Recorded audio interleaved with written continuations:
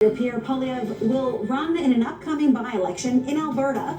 Damien Carrick, the Conservative MP-elect for Battle River Crowfoot, announced that he will resign his seat in order to make that happen. The party won that riding on Monday with nearly 82% of the vote.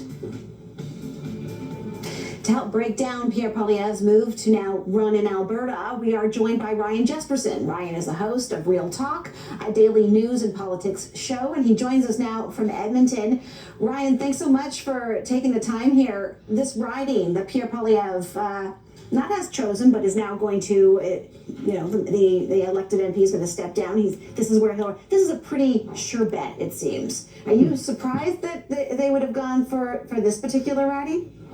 I'm not surprised at all, Sarah, and thank you for having me. This Battle River Crowfoot riding is about as close to a sure thing as you get in conservative politics across the country. The incumbent Damien Carrick, a two-term member of Parliament and a popular one, albeit a backbencher, won with 82% of the vote just a number of days ago. Of course, he'll step aside to make way for the Conservative leader, and you have to assume that after realizing on Monday night, and maybe before that sure things sometimes aren't sure things, Team Poilievre, that figured, based on polling over the past 18 months or so, that they would be forming Canada's next government, weren't taking any risks when they were looking at the ridings that they would consider. Now, rumor has it here in the province of Alberta that MP-elect Carrick wasn't the only one to step forward and volunteer his riding for the good of the party, for the good of the party leader. But even in conservative Alberta, some of the other ridings rumored to be in play, including Edmonton-Griesbach,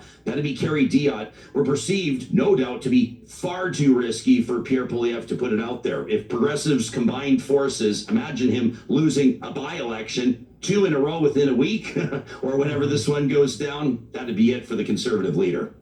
Yeah, ever since the Liberals did win this election, there's been this talk of separation coming out of Alberta.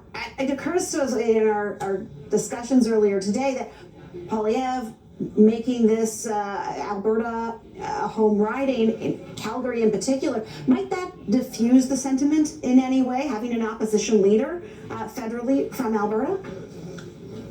Well, I mean, keep in mind that the Prime Minister is born and raised in Edmonton, although I'm not sure that the majority of Albertans feel like Mark Carney truly is an Albertan. He didn't seek a seat in Alberta. Of course, his professional career has been largely outside the province of Alberta. But Alberta is no stranger to the home of federal political leaders. Preston Manning, obviously. I think he was born in the north. Anyways.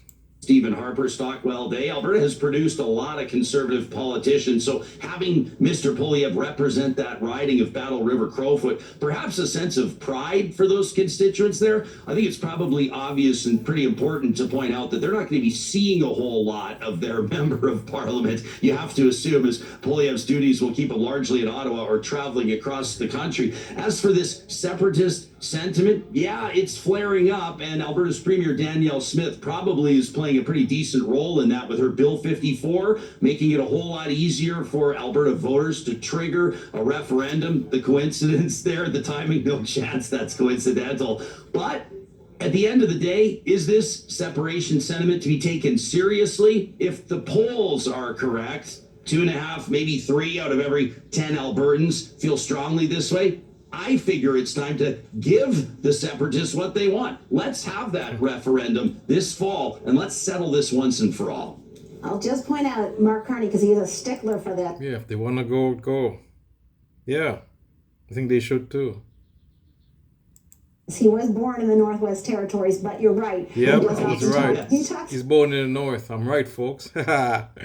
About Alberta being his home. And of course, Poilievre has certainly roots in Alberta. I'm just struck by, I remember when Stephen Harper won, and what a big deal it was in Alberta and in Western Canada that a Prime Minister was coming from Western Canada. It is something that we don't see very often. And in the fact that Pierre Poilievre is the leader of the opposition, does it give the West potentially more of a voice? Well, I mean, you remember what the refrain, right, through the late 1980s all the way into the 2000s, and that was that the West wants in. And the sentiment out here, I know I don't have to tell your audience, is that federal elections are typically decided by the time that polls close in Manitoba. And prairie voters don't feel like they have a say. They don't feel like they're taken seriously. You have to assume that Pierre Poilievre, when he wins the Battle River Crowfoot by-election, will throw some sort of a bone to that riding. But if you look back at the track record of conservative governments in Alberta, or rather conservative governments federally speaking, they've not had demonstrable different results for Alberta either way. It's not as though conservative prime ministers like Stephen Harper. It's a great talk, folks. This guy is based. He's fair-minded. I don't know if he's a MAGA journalist, but he's not a MAGA journalist. He's or a liberal journalist. So he's just fair-minded. Or just a regular corporate journalist, mainstream media from the West, and he's fair-minded, folks. That's right. That's absolutely right, I think. Have bent over backwards to reward Alberta voters. And so I'm not sure the average person would be preparing to be treated any differently this time around, if we're being honest. Let me just ask you, you obviously follow conservative politics pretty closely, being based in Alberta. What do you make of, I mean, we haven't heard a lot from Pierre Poilievre since the election, but what do you make of or anticipate the tone of the relationship between Pierre Poilievre and Mark Carney might be moving forward? Well, gosh, I mean, isn't it interesting to see Mark Carney early out of the gates saying that now that this riding has been selected and now that the government or the government in waiting knows exactly when and where the Conservatives want to kick this off, he said he'll try to make it happen as soon as possible. I thought that was kind of an olive branch in a sense. Perhaps the Prime Minister keeping it classy ahead of his first real term before Canadians really get a sense of what he's all about. You also have to wonder if these quiet moments of reflection, which I have to assume Pierre Poilievre has been participating in, the conversation between his own 2 years since losing not just the election, but his own riding, if perhaps he will approach his politicking a little bit differently. Very effective out of the gates with the sloganeering attack dog approach, but I think it's safe to say that act wore thin with more than a few Canadian voters. Will it mean a difference in Pierre Poilievre's posturing and his strategy moving forward? I guess we'll see. You have to expect that relationship between the two to be as antagonistic as ever, though, as we better understand. I agree. Pierre has he knows that the Liberals don't have a big mandate. They have a sort of a mandate, but not really. But now with the government, see, if they had a majority, that's why it's important for them to get the majority, so that they really have a mandate. Now they don't really have a mandate. They need help, and Pierre knows this, and he's going to be more antagonistic. And now more than ever before, that Canada truly does look like it has moved to more of a two-party system. Host of Real Talk, Ryan Jesperson in Edmonton. Appreciate the conversation. Thanks. And that's it, folks. That's the news. Pierre is coming back, and he's going to win this ultra safe riding, definitely. And I predict it's going to be, I don't know when it was going to be election. This by-election is going to come back. It's going to be a federal election, either by the fall or I guess next year. People say next year. Like they won't bring the government down. PP, I don't know what I guess he's the leader, but he has no riding. He can't go in the house, do certain things right now. But when he comes back, so I don't know when he's saying there's no time. They didn't announce any date for the by-election, so I don't know. He's saying it's up to the government, I guess. Or I don't know. I think it's a federal. Yeah, it's up to the government, I guess he's saying, for the date for the by-election, I guess. But he said they're going to have the election soon. That's what this guy was implying. So he's making an offer to PP. They're gonna have the election soon, sooner than later. So it's gonna be back pretty soon. He's gonna win this riding, and it's gonna be disaster again for Canada. I think. I don't know. I think this guy, they come back again. I mean, they might come back again, come back to challenge the Liberals. It was very close, and they could definitely bring the government down. I don't know. Next election, we don't know.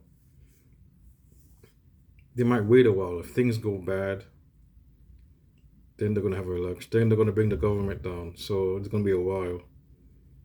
So maybe by the September, they'll bring the government down. But I wonder if they bring it down when he's not elected yet. I don't know. They might do it after the by-election. I don't know when that's gonna happen. Probably soon. Okay, but after the by-election, I think they'll bring the government down. I'll make a prediction. I think it's gonna be not normal. Unless Trump does something, I mean, traumatic, like invade us.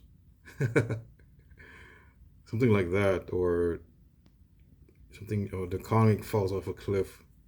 That could happen. If he doesn't do anything, and then the tariffs just make the economy fall off the cliff. He adds more tariffs or whatever, and it might go really south. And Pierre's in, and they might do another election. They might want an election. They might bring the bloc, and NDP might prop the Liberals up, but I don't know if that's enough. They only have 7 seats. Now I think they need the bloc to help them, I think, to prop them up. But then again, they just need the 2 seats. So maybe not. Maybe NDP has the cards. Because it is 3 seats short of majority. So they're close to. So it's not a big. It's like it's a big minority. Say, it's a big minority government. So it's almost like a majority, just 3 seats away. So the NDP could help them prop the government up, along with the bloc, some of the seats. They might prop them up. They might agree with them. Some of the members, they vote to keep them in.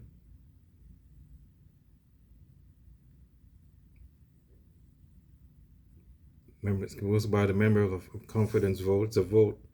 So how many might vote for the Liberals to keep the government up? So the seaters, the people with this, I guess the members of parliament, they vote. And if it's enough to get some NDP votes, not all of them have to vote. If all of them vote, actually they could keep the government up. No.